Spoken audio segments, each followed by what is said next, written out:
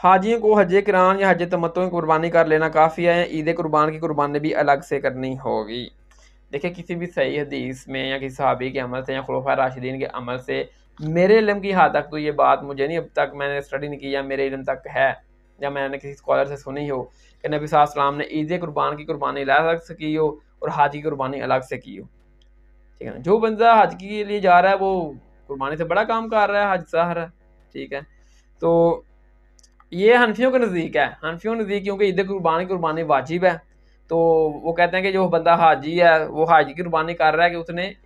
اس نے حج تمتع یا حج قران کیا ہے، تو اس نے ایک کیونکہ فائدہ اٹھایا ایک سفر میں حج کے ساتھ عمرے کا، تو یہ اس کے اوپر واجب ہے پرنٹی کے طور پر، یہ فرض ہے، یہ تو اس نے کرنی ہے۔ لیکن اگر وہ صاحب استطاعت ہے تو اس کے اوپر قربانی عید قربان والی بھی واجب ہے، اگر کرے گا